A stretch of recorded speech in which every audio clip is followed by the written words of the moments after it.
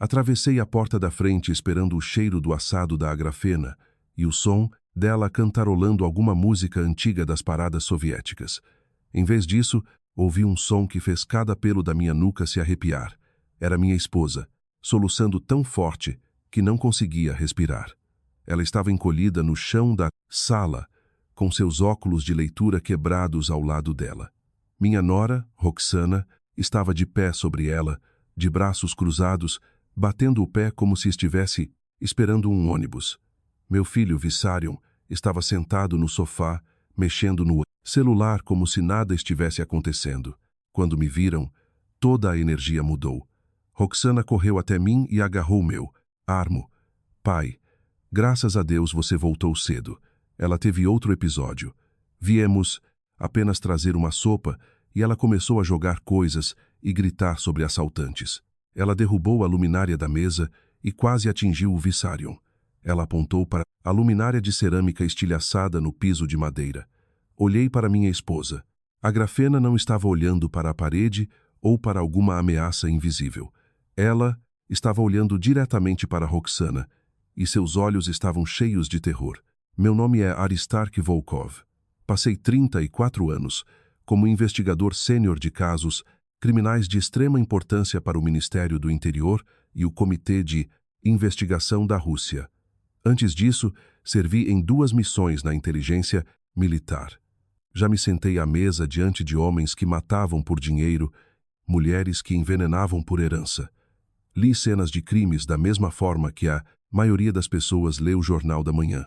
E agora, parado na minha própria sala, no distrito de Odintsovo, em Moscou, todos os meus alarmes internos soavam ao mesmo tempo. Ajoelhei-me ao lado de Agrafena. Ela estremeceu quando tentei tocá-la. Aquele estremeceu quando tentei tocá-la. Estremecimento me disse tudo. Agrafena sobrevivera a um leve AVC há 8 meses. Isso a deixou cansada e ocasionalmente esquecida, mas ela não era violenta. Nunca erguera a mão para ninguém em 43 anos de casamento. Olhei para a luminária, quebrada. Os estilhaços estavam espalhados para fora, a partir do centro da sala, e não contra a parede, como estariam se ela a tivesse jogado. Alguém a havia esmagado diretamente contra o chão. Então eu vi. A manga de Agrafena subiu acima do pulso, e ali, na parte interna do antebraço, havia 4 pequenos hematomas perfeitamente espaçados. Marcas de dedos. Alguém a havia agarrado com força suficiente para deixar uma impressão. Tomei uma decisão naquele momento. Se eu dissesse algo agora, eles negariam. Diriam que ela caiu. Diriam que eu estava confuso. Eu precisava ser o Aristark Volkov que costumava se sentar em salas de interrogatório e deixar os culpados falarem até que eles mesmos se enterrassem. Levantei-me lentamente, deixando meus ombros caírem. Talvez vocês tenham razão, eu disse, mantendo a voz baixa e cansada.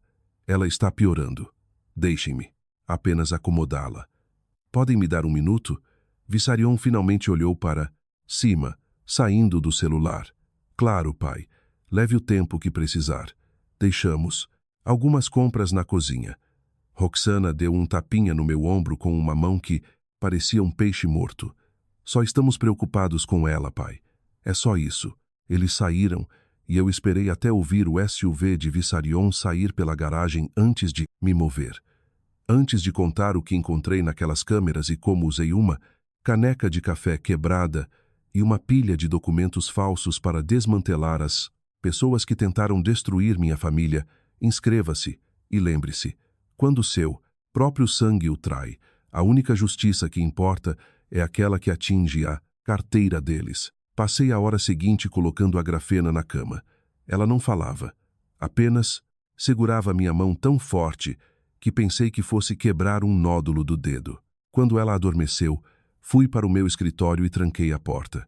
2 semanas antes, notei que os remédios para o coração de Agrafena estavam acabando mais rápido do que deveriam.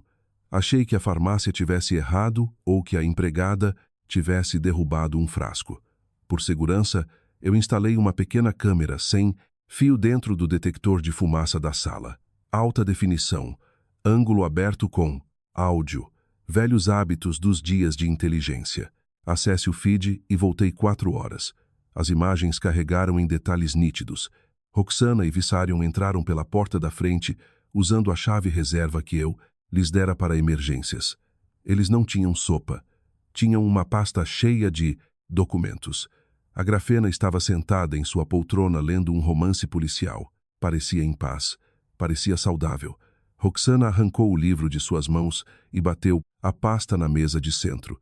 Assine isso, Agrafena. Não temos tempo para esperar pelo Aristar. A Grafena parecia confusa. Assinar o quê?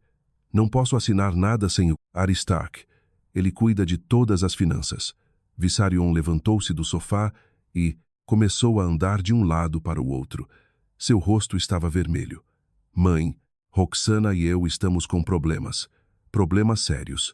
Devo 40 milhões de rublos para certas pessoas. E não são o tipo de pessoas que enviam lembretes educados. Se eu não pagar até o fim do mês, coisas ruins vão acontecer. Você precisa passar a procuração do truste familiar para nós agora mesmo. A Grafena levantou-se. Não vou assinar nada. Vocês precisam ir embora. Foi quando Roxana deu um passo à frente e deu um tapa no rosto da minha esposa. O estalo veio pelos alto-falantes do meu laptop tão nítido que senti na minha e própria mandíbula. A Grafena tropeçou para trás. Vissarion pegou a luminária de cerâmica da mesa lateral e a esmagou no chão aos pés dela. Estilhaços voaram para todo lado. Assine os papéis, sua velha louca, sibilou Roxana, inclinando-se no rosto de Agrafena. Ou talvez, da próxima vez, você caia por acidente na escada do porão. O Aristark não está aqui para te proteger. Ninguém está. Assisti a minha esposa de 43 anos soluçando no chão enquanto meu filho e a mulher dele ficavam sobre ela como abutres, esperando uma carcaça parar de se mexer. O vídeo terminou com eles ouvindo meu carro na garagem. A transformação foi instantânea. Roxana alisou o cabelo. Vissarion chutou a pasta para debaixo do sofá. Eles reorganizaram seus rostos para mentir para mim. Fiquei sentado no escuro por um longo tempo. Copiei a filmagem em 3 unidades, criptografadas diferentes. Carreguei-a em um servidor seguro na nuvem que ainda mantenho dos meus dias de consultoria. Garanti que aquele vídeo existisse em lugares que eles nunca alcançariam. Eu poderia ter ligado para a polícia naquele momento. Tinha o suficiente para acusações de agressão e abuso de idoso. Mas eu sabia como isso terminaria. Eles alegariam que foi um surto emocional único. Roxana choraria no tribunal e diria que estava sob pressão. Vissarion conseguiria um advogado que reduziria a pena para liberdade condicional. E pior de tudo, eles ainda pensariam que eram mais espertos do que eu. Não, eu queria atingi-los onde realmente importava. Queria desmantelá-los financeira, jurídica e pessoalmente. Queria que vissem tudo o que valorizavam virar cinzas. Na manhã seguinte, preparei o café e esperei. Às 8 em ponto, a porta se abriu. Vissarion e Roxana entraram com a chave reserva. Foram para a cozinha, irradiando energia nervosa. Bom dia, pai, disse Vissarion alto demais. Como está a mãe? Descansando, eu disse, de costas enquanto servia o café. Mal dormi. Fiquei, pensando no que vocês disseram sobre ela estar piorando. Sentei-me pesadamente à mesa e esfreguei a testa. Vocês podem estar certos. Não consigo lidar com isso sozinho, mas o problema é o dinheiro. Se precisarmos de uma clínica privada de alto nível, estamos falando de quase 1 milhão de rublos por mês. Minha pensão não cobrirá isso. Deixei o silêncio pairar. Eu teria que liquidar alguns ativos. Tenho uma carteira de ações e propriedades comerciais que valem cerca de 320 milhões de rublos. Eu estava guardando para vocês, na verdade, mas acho que terei que vender tudo. O ar saiu da sala. Vi os olhos de Vissarion se arregalarem. Roxana apertou a borda da mesa tão forte que os nós dos dedos ficaram brancos. Pai, disse Roxana com uma voz cuidadosamente controlada. Você não precisa passar por todo esse estresse. Se você nos der uma procuração geral, nós cuidamos de tudo. Garantiremos que a mamãe tenha o melhor atendimento e protegeremos o resto dos impostos. Vissarion puxou um documento. Era o mesmo formulário que tentaram forçar a Grafena a assinar ontem. O nome no topo havia sido alterado para Volkov Aristark Sergeyevich, uma procuração geral concedendo-lhes controle total de cada conta, cada terreno e cada investimento que construí em uma vida inteira. Peguei meus óculos, peguei uma caneta, vi Roxana prender a respiração. Vissarion estava praticamente vibrando. Levei a caneta ao papel, então com a outra mão, peguei minha caneca e deixei meu braço dar um solavanco em um tremor convincente. A caneca tombou. Café quente inundou a mesa, encharcando o documento até que a tinta borrasse e o papel virasse uma pasta marrom. Oh, meu Deus, eu disse, tateando um guardanapo. Olhem para mim. Fiquei tão desastrado. Vissarion praguejou baixinho. O rosto de Roxana se contraiu de fúria antes de forçar um sorriso. Tudo bem, pai. Vamos imprimir outro. Sabem de uma coisa, eu disse. Deixem meu advogado, Arkady Karitonov, dar uma olhada nisso primeiro, só para garantir que estamos fazendo certo por causa dos impostos. A menção de Karitonov, meu velho companheiro de guerra que se tornou um advogado implacável, fez Vissarion estremecer. Não precisamos de advogado, pai. É só mais desperdício de dinheiro. Se estou assinando 320 milhões em ativos, eu disse firmemente, quero que seja feito corretamente. Vamos nos reunir na semana que vem. Vissarion parecia ter engolido uma vespa, mas não podia pressionar mais sem revelar suas intenções. Eles saíram e eu observei pela janela Vissarion chutar minha caixa de correio a caminho de sua caminhonete. Bom, pessoas com raiva cometem erros. Naquela tarde, fui ao cartório de registro e puxei todos os registros públicos associados aos negócios do meu filho. Depois, fui ao banco onde eu fora fiador de um empréstimo comercial para ele há 3 anos. A gerente da agência, que eu conhecia há anos, puxou o histórico da conta. O que descobri revirou meu estômago. A conta da empresa não tinha despesas legítimas, sem salários, sem compras de estoque. Em vez disso, havia dezenas de transferências para uma entidade offshore no Chipre. Reconheci o padrão imediatamente. Era uma operação de apostas online ilegal disfarçada de taxa de consultoria. Vissarion havia torrado 30 milhões de rublos do empréstimo tentando recuperar perdas, mas essa não era a pior parte. O relatório de crédito mostrava a atividade de cobrança de uma firma de Moscou com uma reputação sinistra. Eram o braço forte de um sindicato criminoso que não enviava avisos de cobrança. Enviavam homens com barras de ferro. A dívida total com juros era de mais de 40 milhões. Então, descobri outra coisa enquanto estava no banco. Um pedido de saque havia sido bloqueado naquela manhã em outra agência. 5 milhões de rublos em dinheiro, autorizados por um cheque com a minha assinatura, exceto que eu não tinha assinado nada. Olhei o scan digital. A falsificação era boa, mas não perfeita. Há 5 anos, após um susto com fraude, comecei a adicionar um minúsculo traço dentro da letra A da minha assinatura. Invisível a olho nu, a assinatura falsificada não o tinha. Ordenei que bloqueassem o cheque e enrolassem o saque. Eu queria Vissarion parado naquele guichê suando, achando que o dinheiro viria, para depois sair de mãos vazias. Dirigi para casa com um plano se solidificando. Se Vissarion não recebesse aquele dinheiro, ele viria atrás do único outro ativo líquido, o cofre no meu escritório onde eu guardava dinheiro de emergência e a escritura da propriedade. E quando ele viesse, eu estaria pronto. Mas quando entrei na garagem, algo estava errado. A casa estava silenciosa demais. Entrei chamando por Agrafena, sem resposta. Sua poltrona estava vazia. Sua cesta de tricô tombada. O Motzkreuzes, inacabado na mesa, estava amassado. No balcão da cozinha havia um bilhete com a letra do Vissarion. A mamãe teve um episódio violento.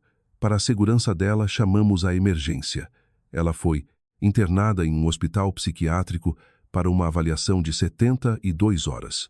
Se quiser vê-la, traga a procuração assinada e a escritura da casa amanhã às 9 no Escritório da Roxana. Não traga advogados. Meu sangue gelou. Eles a levaram. Usaram os sintomas do dia anterior, a confusão mental que agora eu percebia ser causada pela troca dos remédios dela, para convencer um médico a assinar uma internação involuntária. Verifiquei as câmeras. Vi a ambulância chegar. Vi Vissarion encontrar os paramédicos, torcendo as mãos e apontando para dentro. Mudei para a câmera interna. A Grafena estava sentada em sua poltrona.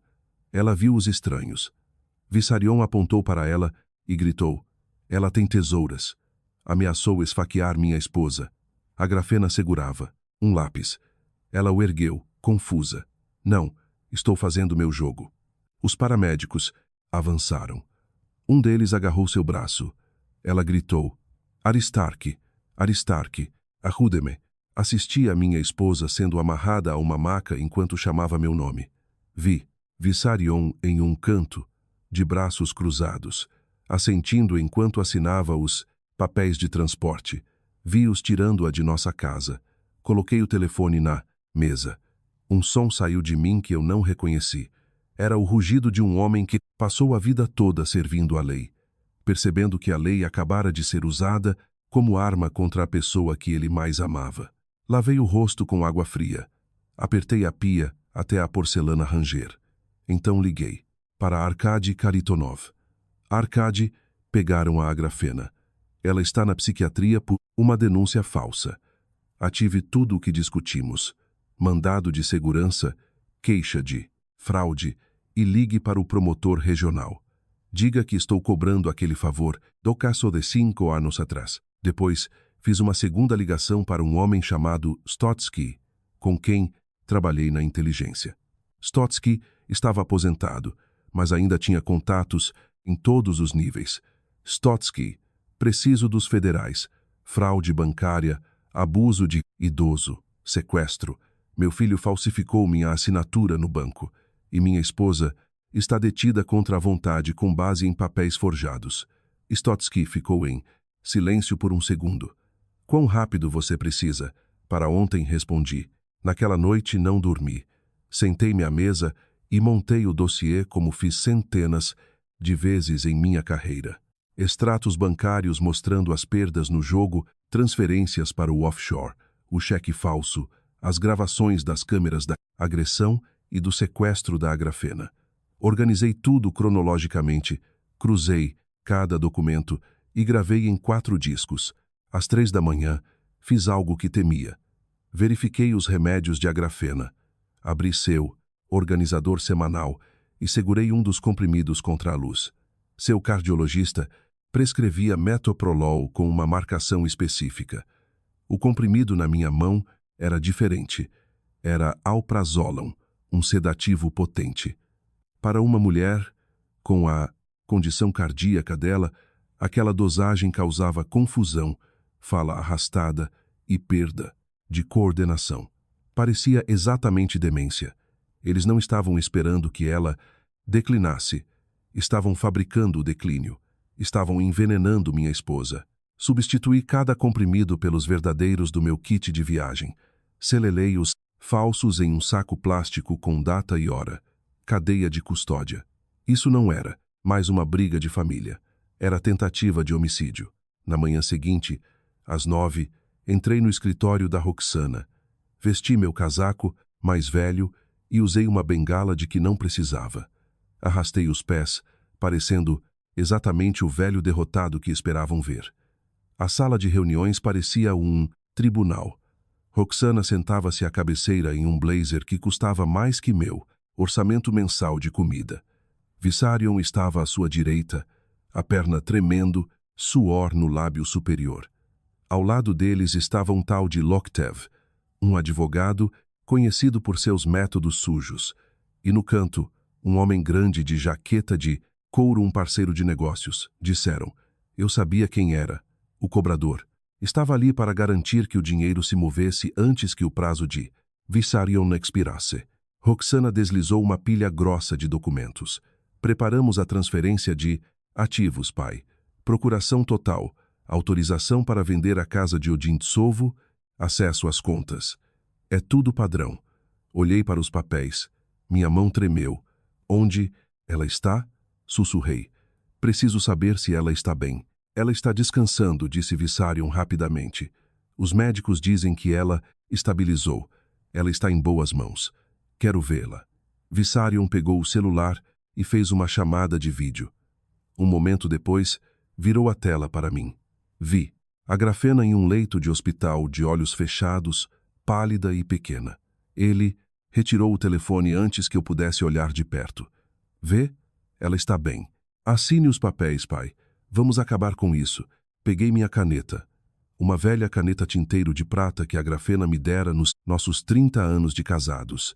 Tirei a tampa lentamente. Olhei para Roxana. Olhei para Vissarion. Olhei para o homem no canto checando o relógio. Encostei a pena na linha de assinatura. Quero que vocês saibam, eu disse, minha voz perdendo subitamente o tremor, a fraqueza e a encenação, que vocês estão prestes a receber exatamente o que mereceram. Vissarion riu nervoso. É, pai. Só assina. Escrevi no papel, mas não assinei meu nome.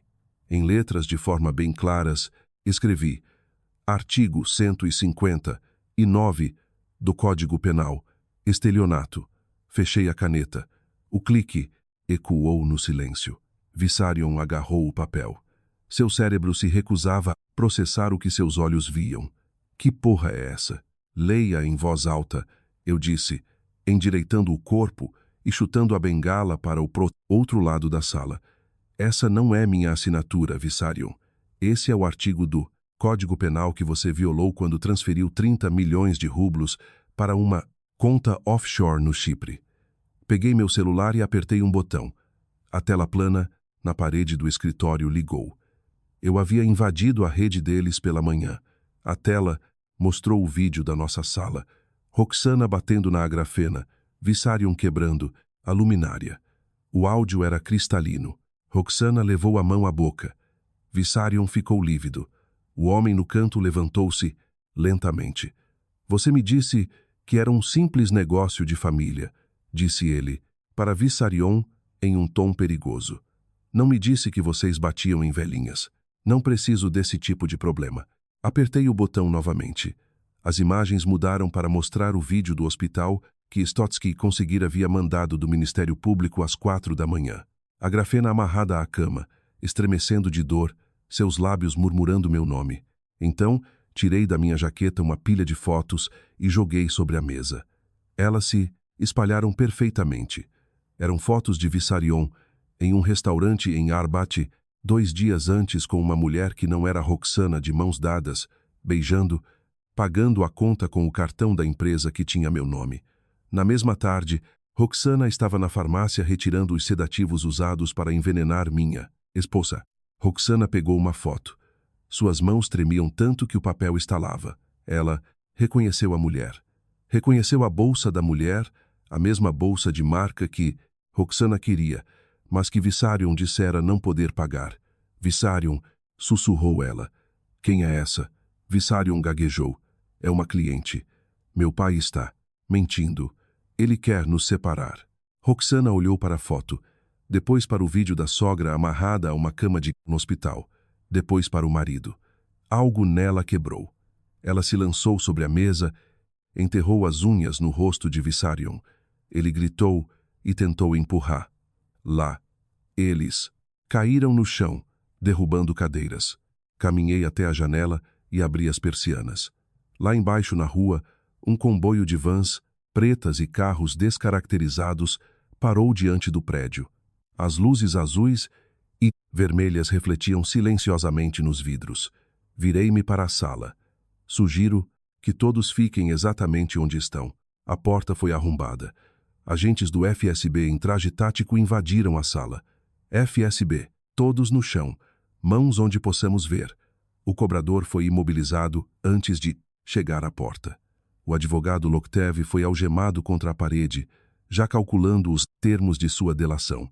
Vissarion e Roxana foram separados e algemados, ambos ensanguentados e gritando. Eu estava no centro do caos, imperturbável. Um oficial se aproximou. Aristark Sergeyevich, uma equipe já está no hospital psiquiátrico. Sua esposa está sendo transferida para o hospital do Ministério do Interior. Ela está segura. Segura? Soltei um suspiro que parecia estar segurando há uma semana. Arrastaram Vissarion diante de mim. Seu rosto estava coberto de sangue e lágrimas. Pai, por favor, eu conserto tudo. Eu te pago de volta, eu juro. Olhei para ele. Lembrei-me do dia em que ele nasceu. Lembrei-me de ensinar Luá andar de bicicleta.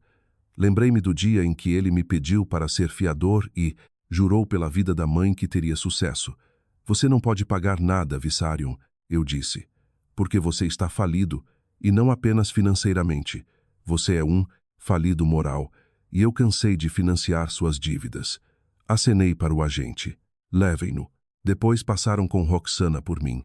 Ela me olhou com rímel escorrido e olhos loucos. Pai, me ajuda. Tenho uma filha. Miroslava só tem 6 anos. Você não pode fazer isso. Eu a olhei. Você deveria ter pensado na Miroslava antes de drogar a Abodeila. O tribunal, 3 meses depois, cheirava a cera e arrependimento. Sentei-me na primeira fila. O assento ao meu lado estava vazio.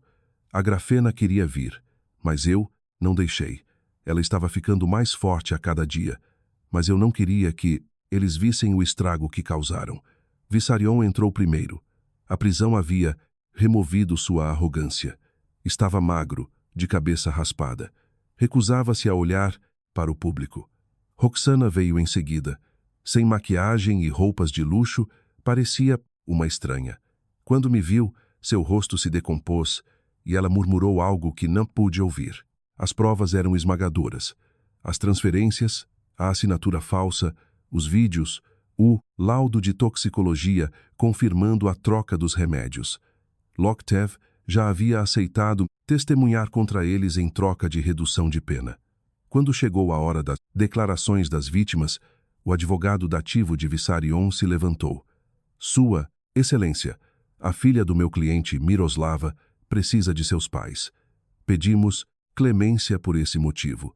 Vissarion levantou-se e mostrou uma foto amassada de Miroslava. Pai, por favor, disse ele com a voz embargada. Não castigue-a, Miroslava, pelo que eu fiz. Escreva uma carta ao juiz. Diga que me perdoa. Ela precisa do pai. O silêncio caiu sobre a sala. O juiz olhou para mim. Senhor Volkov, como vítima principal, o senhor tem o direito de se dirigir ao tribunal. Levantei-me e caminhei até a barra.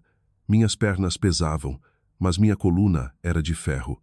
Eu amava você, Vissarion, eu disse, olhando meu filho nos olhos. Quando você nasceu, fiz 2 promessas. A primeira era proteger Lo. A segunda era proteger sua mãe.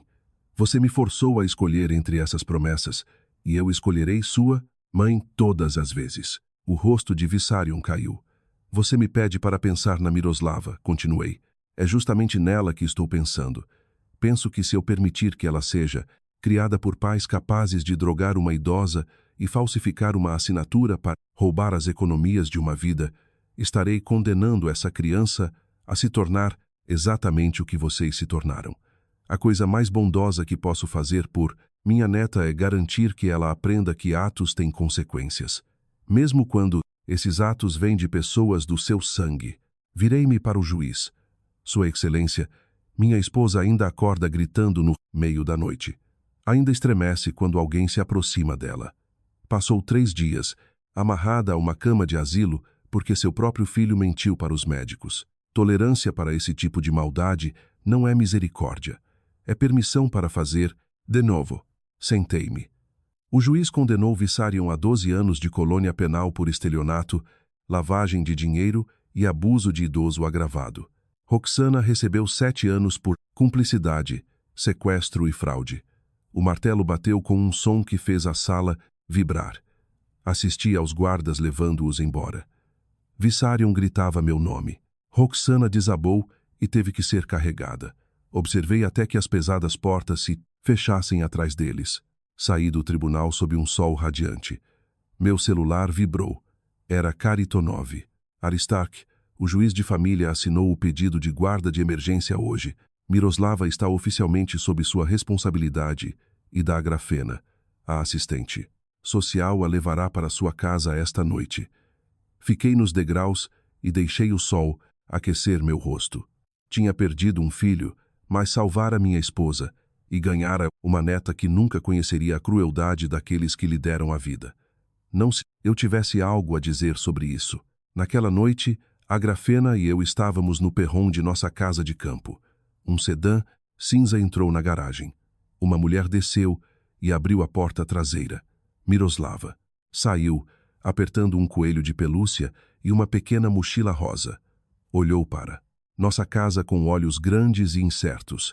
A Agrafena desceu os degraus, ajoelhou-se no cascalho, apesar dos joelhos doloridos, e abriu os braços. Oi, estrelinha, disse ela suavemente. Eu sou sua vovó, Agrafena. Você vai ficar conosco por um tempo. Temos um jardim lá atrás com tomates e um gato chamado Barsik, que dorme na varanda. Miroslava olhou para a Agrafena, depois para o coelho. Depois deu um passo à frente e enterrou o rosto no ombro da avó. Eu observava do perron, apoiado no parapeito. O pôr do sol sobre o lago coloria o céu de ouro e púrpura. A Agrafena olhou para mim por cima da cabeça da neta, sorriu. Um sorriso real. O primeiro sorriso real que eu via nela em meses. 6 meses depois, nossa vida é mais calma. Nossa mesa de jantar tem 3 cadeiras em vez das 6 usuais.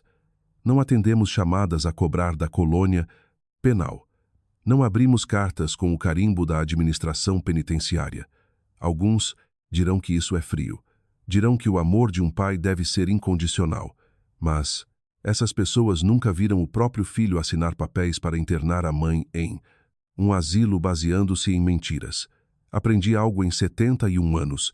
Família não é o nome no passaporte. Família são as pessoas que seguram sua mão quando o médico dá más notícias. Família são aqueles que chegam às 3 da manhã quando você está com medo.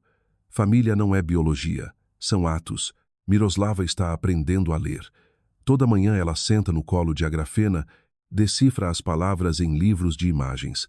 Ela me chama de vovô e chama a Agrafena de vovó. Ela não pergunta mais tanto pelos pais. Quando perguntar, diremos a verdade, o mais gentilmente possível. Eles fizeram escolhas ruins, querida. Agora estão em um lugar onde aprendem a ser melhores.